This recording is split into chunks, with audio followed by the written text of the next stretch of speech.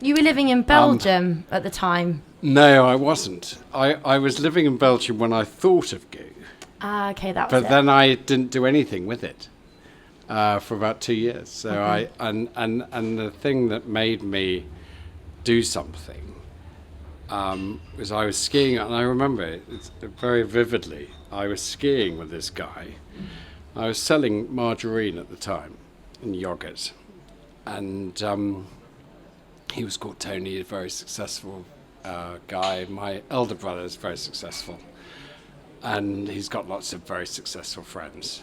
And this guy owns a big hedge fund, and he was kind of, I quite liked him, but he was slightly intimidating. And I remember being on a chairlift with him, and the question I used to dread getting was, "What do you do for a living?" It's like, oh fuck, I'm not going to. I can't say I sell margarine. I sell yogurt. Yes, you do, but yes, that's a fair point. But you sell cool yogurt. I sell very cool yogurt. You sell very cool I sell yogurt. very cool yogurt. This yogurt. And the stuff I was selling was deeply uncool.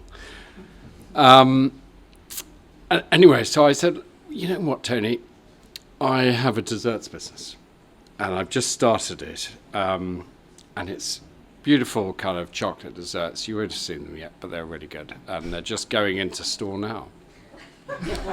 and you know, I hadn't done anything. Literally, You're this was just an manifesting. idea. I was manifesting, exactly. That's the word.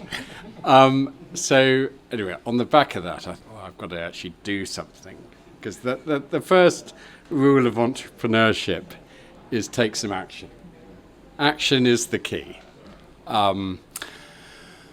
Anyway, about a year later, it was on the shelf, and there's some kind of funny moments in goo. I mean, goo wasn't called goo at the start. It was called the Belgian Chocolate Company, which is a really bad name. And I remember going to see this lovely guy who I still work with called Perry in Chelsea. So goo is actually invented in Chelsea. And he said, yes, this name reminds me of my granny who smells of pee. And I thought, oh God, that's not good at all. Okay, let's not call it goo. Let's not call it Belgian Choc or whatever. And anyway, so he then phoned me up and said, come into my office. And about a week later, and I went in, and there was this picture of this brand goo on the screen, and it was literally very slick like this. And he said, I've been doing a tour of desserts all over the world, and I've come across this brand, and they're doing exactly what you want, what you're talking about, but they've beaten you to it, Jim. So what's going on? You told me there was nothing like this. So anyway, I kind of saw this brand. I thought, fuck, that's good. Yeah, God, that's really good. That's exactly what I want. Anyway, he started smiling. He said, no, it's all yours. I've invented it for you. That is the way to sell a brand, by the way.